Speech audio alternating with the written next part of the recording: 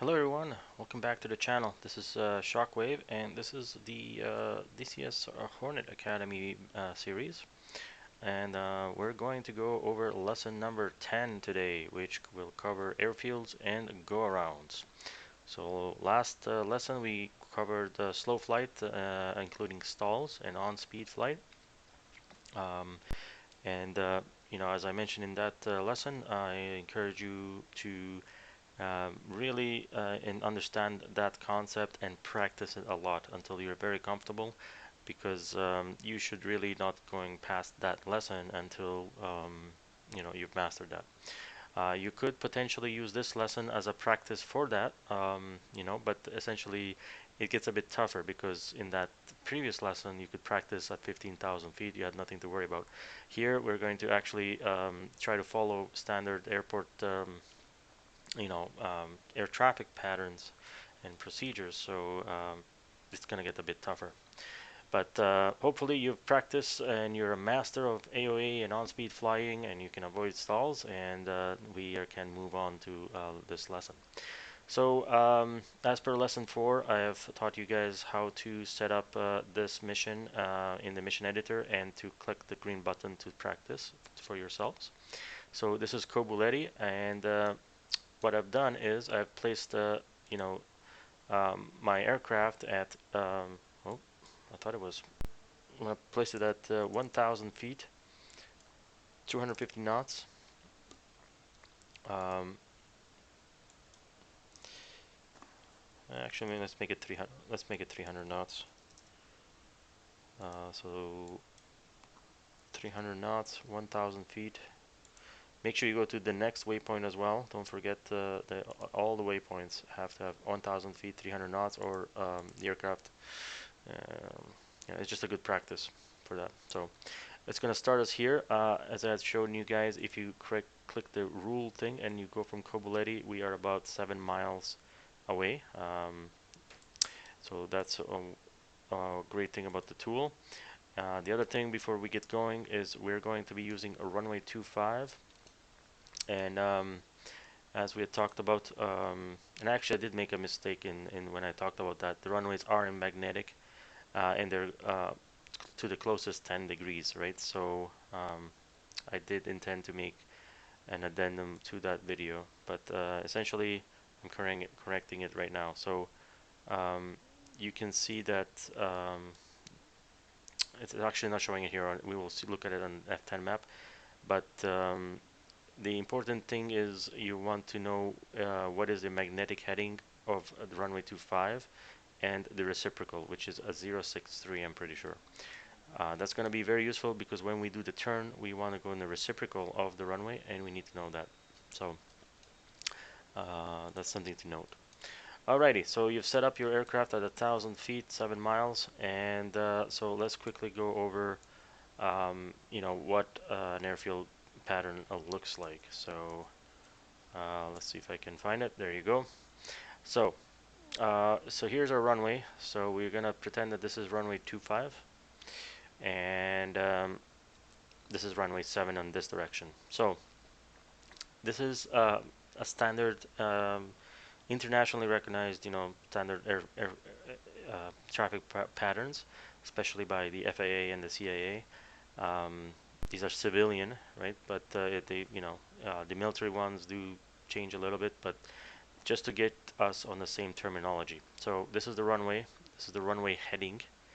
Um, so when you take off, you are on the upwind leg of the pattern. Once you get to a certain altitude, you start your crosswind leg, and that's because the assumption is that the runway is always pointing into the wind in some fashion. So the wind is coming from the right of the screen, and the runway is pointing to the right. So when you start your climb and then you do a left turn, you basically do a left turning climb, you get into your crosswind leg of your pattern. Then you go into the reciprocal of the runway, and that is called the downwind. That is because you're going with the wind, whereas in the upwind you're going against the wind. On the downwind, eventually you cross the runway. This is the runway threshold, and then you're gonna pick a point to land. past the threshold and the runway markings, and typically so yeah, you start, you come downwind, and then eventually you will turn left into a base. This is called the base of the pattern, and then you make your final turn, and and you get into the final. So final is always aligned with the runway, and it is the final approach to the runway. This is left pattern, and it is a standard pattern. Left patterns are standard. The exact, if you mirror this to the other side of the runway, that's called a right pattern. So instead of after the upwind, instead of taking a left, you basically take a right. You do a right crosswind, right downwind, right base, and right final or final. So, for example, if you sometimes ATC will get you to enter from base and then turn in final. If it's a left base, it would be this one. If it's a right base, it would be here, right? If it's a left downwind, it's this. If it's a right downwind, is this. If it's a right crosswind, so on and so forth. Standard entry into the pattern in civil aviation is typically if you come through a 45-degree at pattern altitude, and then you enter the downwind. With ATC, sometimes you can enter the downwind directly. You can enter the base. You can enter final. So those are your other options. Departures are either straight out departures. 45-degree departures are pretty standard because you want to remain on the active side of the pattern. But if ATC allows it, you can obviously do right departures as well, and go wherever ATC clears you. So that is the pattern, and then here is another view of it in 3D.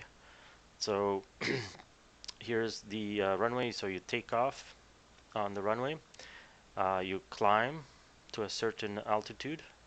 In a Cessna, that is typically between 500 and 700 feet, but obviously that's a Cessna. And then you make a left turn. You keep climbing to pattern altitude, and then you make a turn from your crosswind to your downwind at pattern altitude.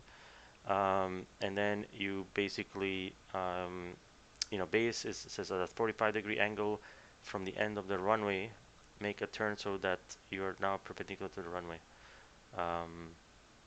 Yeah, so I mean that changes from instructor to instructor and whatnot on when to do that. I was taught to always have a 45-degree angle, and then start your base turn. And yeah, anyway, so you do your base turn and you turn into final. So that's how the pattern looks like. Standard pattern in civil aviation is a 1,000 feet AGL as shown here. But looks like in military aviation it's whatever. So for jets it's a bit different. Jets typically don't do these patterns, and jets will just come in to a straight. Usually they do instrument approaches and come in straight. They don't go into the pattern, right? So anyways, so quickly let's look at NATOPS. The F-18 NATOPS says this is how you do a field landing pattern. Unfortunately, it doesn't tell you much. It just says you come in, you make sure your armament is off, you start your brake. So this is something we're going to talk later. This is the overhead brake. You come in very fast, you do a brake, you extend you get into landing configuration, you get on speed, and then you basically turn into base. And you see it's not like it's a continuous turn. It's not like angles, 90-degree angles, like would be in a Cessna, right? But the concept is similar, right? This is still the downwind, crosswind, upwind, crosswind, downwind, base, and final, right? So those things still are the same. So fortunately, there is some other stuff out there that can give you ideas on the pattern. So we're gonna go over this in more detail in the overhead brake lesson, which is kind of way down the line. We're not gonna go over that here. But this one has a lot more information. Essentially, you're coming at 300 to 400 knots. You do a break. You come into the downwind. You do 45-degree bank, 7-degree down, and then you get into your final. So that is your typical airfield pattern. And then you have what's called a field carrier landing pattern, right? So this one they call overhead break, and this is the field carrier, which simulates a carrier landing, right? But it's similar. You come in, you do your break, and then you pretend that the runway is the carrier, and then you land. We're gonna go over this in more detail in a future lesson, about 5 lessons from now, I think, 4 to 5. But for now, we're just gonna go over the basic patterns. So now that we have an idea of the nomenclature, let's get going on trying to practice this. So let's go into the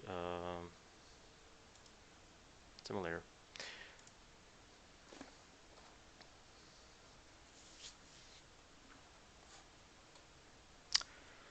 Okie dokie, so let's spawn in. So we're very fast, so immediately we're gonna pull back and we're gonna pull our speed brake. There's the runway. Speed brake is out. And as per the previous lesson, we're gonna transition at 250 knots, gear down. Flaps down. Gonna start trimming up.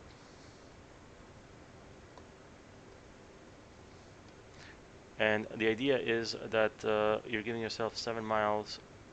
This is where you practice staying at 1,000 feet. Let's get the radar altimeter on as well. So we're at 800 feet, so let's climb back up. And remember, this is where all of that basics comes in. So to climb up, you point your velocity vector up, and then while removing power, you trim up, power up. So we're climbing, and we are on speed now. Okay. And you can see the runway. So there we go. We are almost at 1,000 feet. Let's align with the runway. And what we're going to do is we're going to pretend that we're going to do an approach. And standard approach angle is about 3 degrees. So right now we are very steep. So we're going to overcorrect.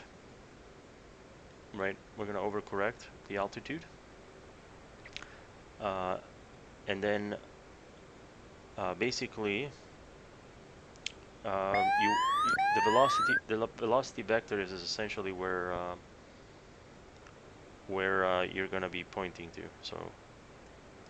So now that we're closer, we add some power and try to put the velocity vector to where we would want to land. So we are closer to 3 degrees now, so this is a better approach, and we're going to go around. So to go around, you just add power. That's it. I mean, you're still in landing configuration, nothing changes. You just added a little bit of power, and you're back at, say, a 3-degree climb. You want to keep it nice and easy. And now we are in the upwind leg of the pattern. Notice our heading. It's about 245. Keep that in mind. That is basically the runway heading. Even though it says runway 25, our heading is 245. And then remember, 063 is the reciprocal. So there we are. We're in the upwind leg. And our goal is to get to 800 feet. Right? You can get to 1,000 feet. You can get to 800 feet and then turn, or you can start to turn earlier. You don't want to stay. There you go. So I think it's good to just get to 800 feet. 1,000 feet. Then you start your turn, and you want to maintain. So we are 200 feet above.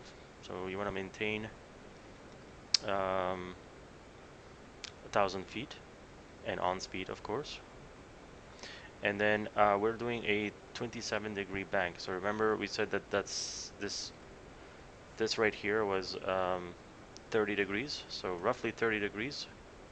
And we want to reduce and then we start doing our turn to downwind.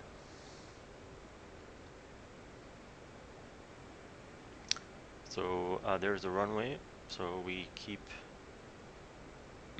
So we're 1,000 feet. So we add some more power.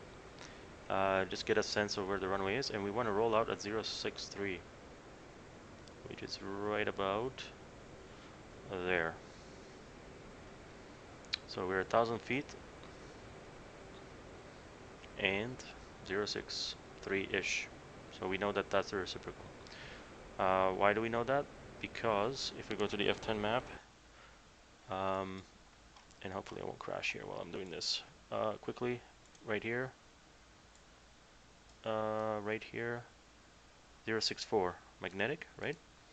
And the other way is 243. Okay, we're back. So 243 and 064. So we are on 06, so 064 will be right around here. Of course, you have to compensate for wind.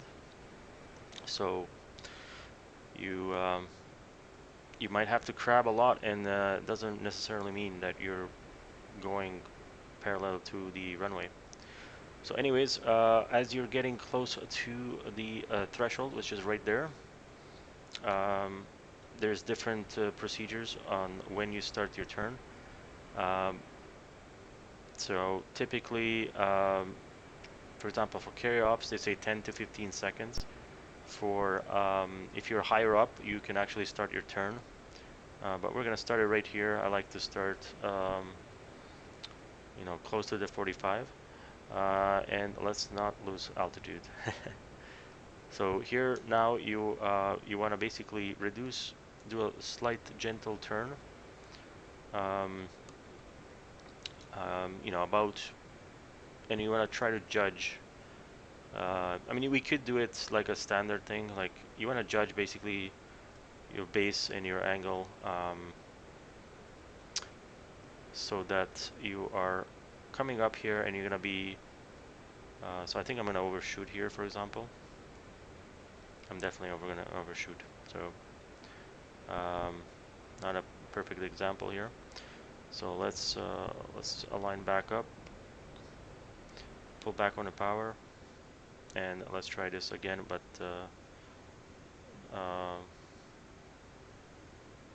in a better. Let's try it better. Let's get rid of that. That is extremely annoying. Okay, so we're in the upwind. And when we're talking about the pattern, yeah, like don't worry about the landing, the takeoffs. This is exactly all you want to practice. We're terminology, the altitudes, and all of that. So right now, this is considered just like kind of a go around, like we did previously. Get back to altitude. So do like a 3-degree climb or something like that, 5-degree, whatever. And this is the configuration we are in throughout. Right, full flaps, full everything. And there is a Hawkeye right behind us. Oopsie. Oopsie oops. So let's turn. Let's get out of his way. That is cool. Alright, let's add power, and that is so cool. This game never ceases to amaze me. Anyways, we probably messed up our turn. So let's get back to, I'm getting distracted here.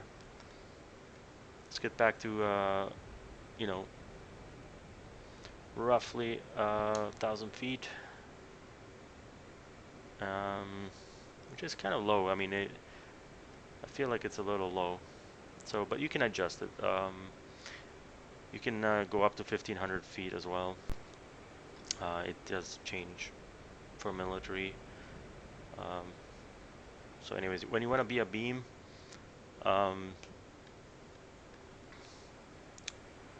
there is you want to look at your wing, and you want the runway to be just, above the wing, your sidewinder. That means you're a good distance abeam, which is you want to be between 1 and 1.5 miles. So we'll see how that looks like here in a bit. We are low again, so let's climb. Yeah, so I think we're a bit far, but it's okay. It's not a perfect science. but it isn't a perfect science. So yeah, anyways, here we're gonna try to not to overshoot this time. So what we're gonna do is do a continuous turn this time. So we're gonna look to that wing being close to the 45, and then we're gonna start our turn. Again, probably like a 27, 30-degree turn. And you know, in carrier airfield landings, you are shooting for 450 to 500 feet at the 90. So we are a bit high, but this is not a carrier landing. And as I said, this is just to get you a feel. The target is you want to have a 3-degree angle of approach. And remember the cage uncage button? That gets you your thing to the center, but make sure to uncage it. And I think we're gonna overshoot one more time here, but it's okay. You know, I haven't practiced these in a while. So yeah, you can tell that I'm always overshooting. Massive corrections here. But so yeah, right now we are at a 5-degree approach, so it's a bit steep. So but yeah, you don't want to be this steep. You want to be a bit less than that. But again, practice, and then practice your go around by adding power and getting that velocity vector above the horizon. Yeah. I mean, if you do this, the approach is the hardest part of landing, really. The landing part is easy. So as you can see, the turn to base is gonna be the hardest thing and it will be the hardest thing even in the carriers. It's actually what we call the groove. It's the final turn, and it is the most challenging thing. The other challenging thing, I guess, is just the overhead brake. When you're at 300-400 knots and you're trying to get to on speed, things happen very fast. So yeah, so I think that's good enough. So about 800 feet with a 3-degree climb, start your turn. Start a 30-degree turn-ish, and pull back on the power and try to maintain a certain target altitude that you choose. This time we don't have a Hawkeye, so hopefully that's distracting us. So hopefully I'll do a better job. So here you want to try to keep in carrier ops. You try to keep about 27 degrees is a very standard turn. So try to keep that and see where that lands you. I'm gonna reduce a little bit here. So yeah, between 25 and 30. And you see this 5 here. I was taught that you want to keep your angle of bank there between that 5 and the 30-degree mark. So let's roll out at 064, because which is the reciprocal. Now we're in a downwind. We're a little low.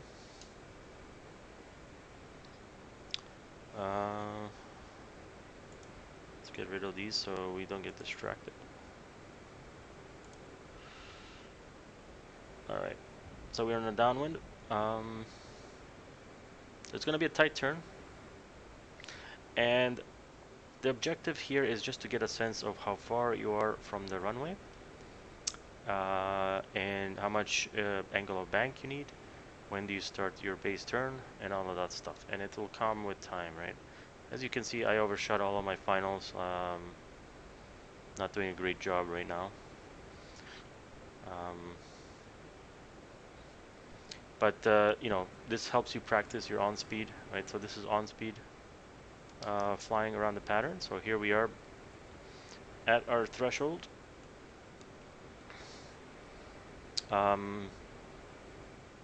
Again, I like to give it a little bit of time. The procedure at 800 feet called for 10 seconds. So I think that's a good rule of thumb. But if you're at 1500 that other procedure said you can just start your turn. So I think that's good enough, and you'll get a sense for, and then you start your turn. So this time we're gonna try to not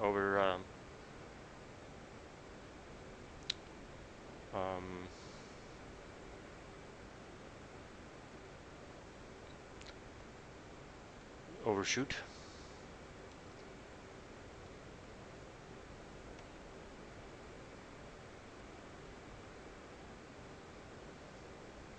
So we're at 600 feet. Again, you want to be around 450 to 500 on the 90. These are all rough numbers, and in final you want to be at for close to 300 feet at the 3/4 miles. So this is much better. You want to aim your thing at the end of the runway, and you want to aim for a 3-degree approach. So we are about 4 degrees, so not too shabby. So let's on cage, and I'm gonna just demonstrate the landing anyways here. But the idea is you go and do the go around, right? So for the landing, it's just, oh yeah, that's it. Like, so the hard part is not the landing itself, right? It's the so that's how you would go about doing a touch and go, which once we cover the straight in landing and the takeoff, you can combine this lesson, which is on pattern, with the landing and takeoff, straight in landing and takeoff, to basically do laps around the pattern, which is the old true and tried tradition that all student pilots have to go through. And now let's increase our angle of a bit. Yeah, probably want to maintain between 3 and 4 degrees. Again, like here I'm starting my turn at 700. It's just getting a sense, of how like you want to be about this far when you start your turn. And we are at 1,000 feet, right? So yeah. So probably I did probably start it a bit too far. Should have been a bit earlier. But you really start getting a sense eventually of what you need to do. So yeah, probably like a 4-degree climb, you get to 1,000 feet, and then you start your turn, and I think that should kind of work out. As I said, there's no procedure. I'm not aware of any procedures. Let's get to 063 or 064. Remember the reciprocal. So keeping that in mind, always look at your F10 map before you do any of this work. And because yeah, I mean, you can just eyeball it, but it's not super easy in a simulator. In real life, it's easier to actually, you get better depth perception, right? So I'm just climbing back up a little bit. And throughout this whole thing, I haven't touched my trim once. I haven't touched my flaps. I haven't touched my gear, and I'm barely touching my stick. The only time I had to touch my stick is when I messed up my base the first few times. And you want to avoid that, because you can see then everything just goes down the drain when you do that, when you're trying to manhandle your aircraft. So here we are, and you can experiment, right? Like, what if we try to turn now, right? Like yeah, you want to give yourself a little bit of time, right? So you want to give yourself a bit of time.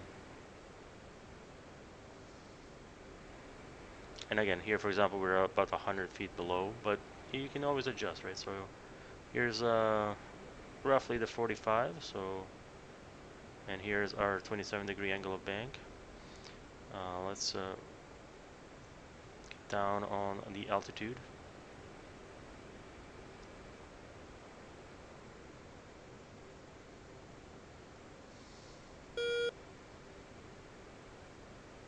here I am noticing that yeah, this is hard to judge sometimes. Like it always feels like you're going to overcorrect. So we're at 500 feet, probably close to the 90. Probably want to be a bit. We probably want to be a bit lower here. As I said, 450 at 1 mile and about 300 at 3/4 mile. You want to make sure that you get a roughly that 3 degree. So we are a bit steep, so we're gonna overcorrect a bit. We're gonna overcorrect, so point it down, and then we're gonna add power and make sure we get back to that 3 degree slope, which is just about there. We're gonna add a little bit of power, even we don't need to. We're not on F16. I'm gonna reduce power. All right, folks. I think that kind of hope that was clear enough. I mean, I guess what we could do is try going to 1500 feet and doing. Yeah, let me try that real sec. Remember that overhead brake pattern that said 1500 feet and 45 degrees? Let's go try that.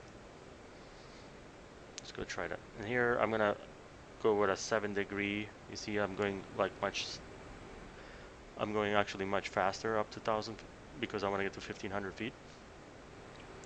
So yeah, and I can start my turn here, like, you know. I think this is good. Last time we went a bit too far. So I started my turn about 900 feet. Keep climbing. So you guys can see what a 1500 foot pattern looks like. Again, 27 degrees. Get used to that thing you see here. Get used to that being around that, near that, for all of your turns. Roughly. Sometimes you want to pull it back to 25 degrees or something like that. Cage your thing so you know, there's a bit of wind I put in. You guys should probably put no wind. At first, 0 wind. And oops, we're well over, so I'm gonna overcorrect with my stick.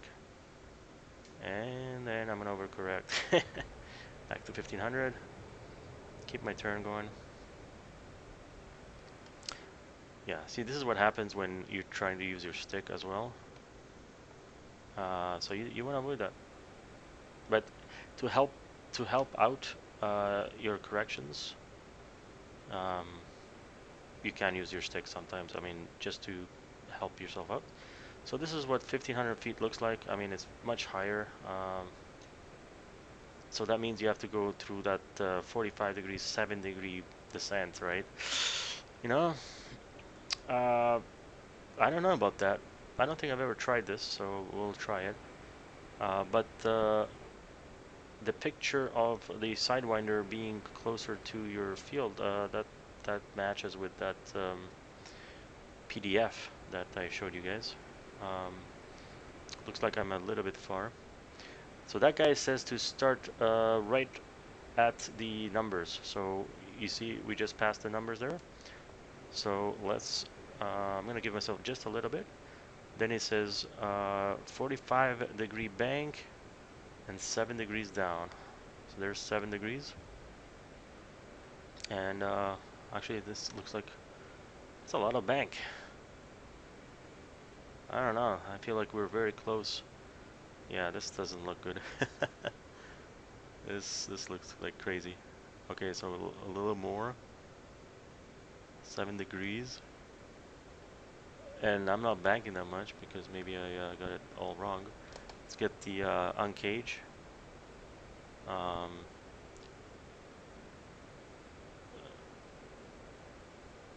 Yeah, I mean, this is a lot rougher. Like, this is more advanced, I would say. Yeah, you can do it, but I would say this is more challenging, right? Okay. So, as I said, you know, it's all practice. It's all practice, and the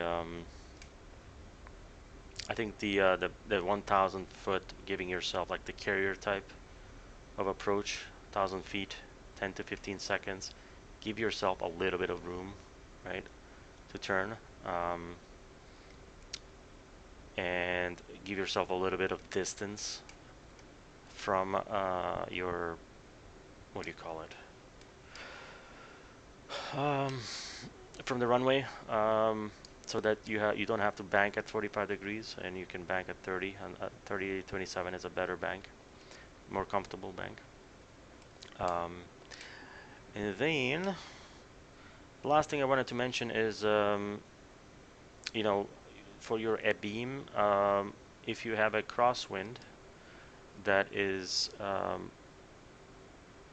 like in this case, if we had a crosswind from the right, um, you would have to pull um, uh, your distance has to be closer to the runway. I think I'll have to demonstrate this on the actual PDF, but let me park and then we will look at the thing.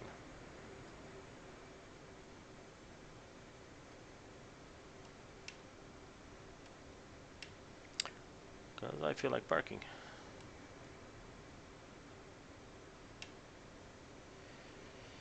Alright.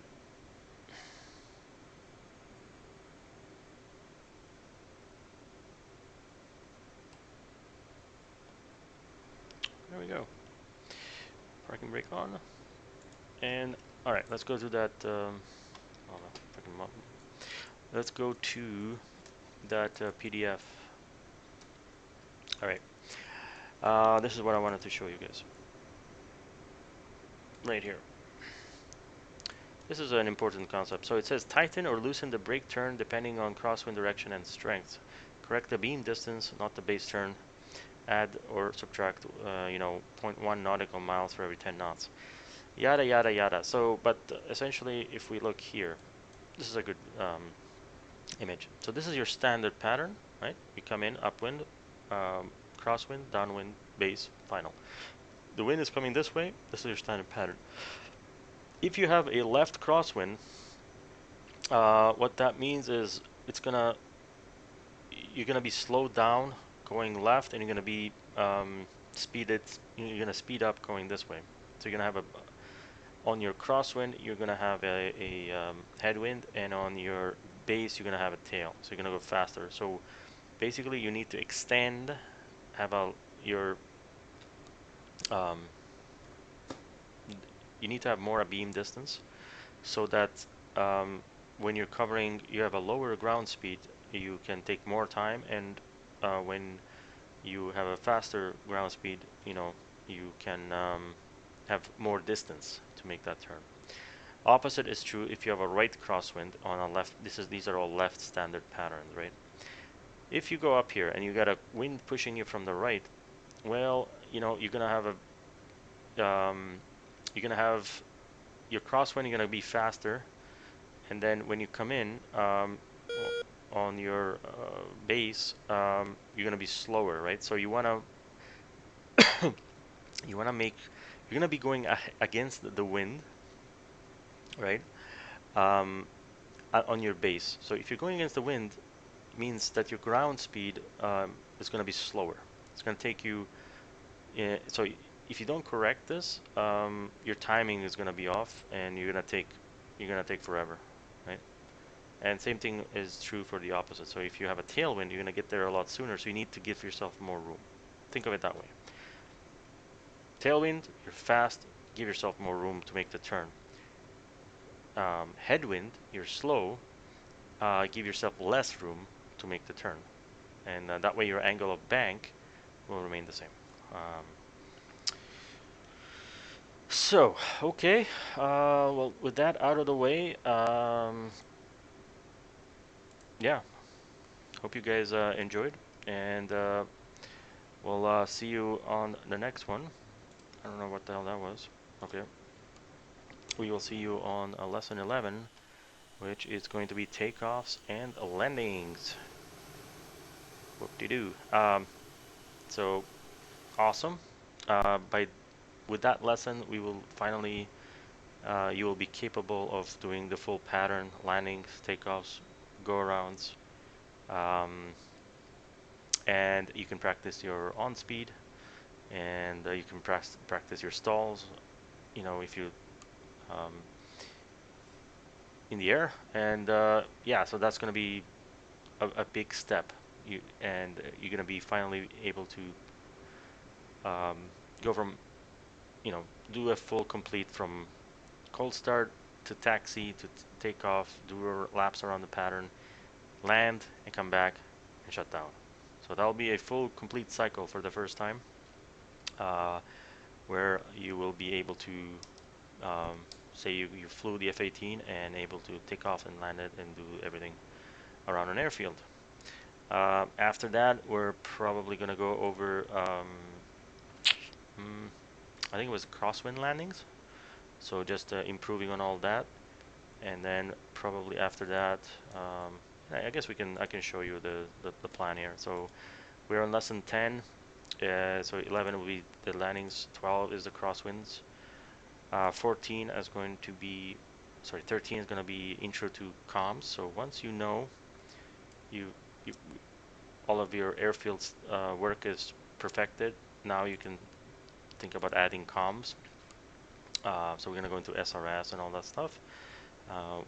And then once that is done, you're going to be a master of landings and takeoffs and patterns around the field, so you are ready to go and explore the world. So we're going to go over navigation, you know, TACAN and all that stuff, how to manage your fuel.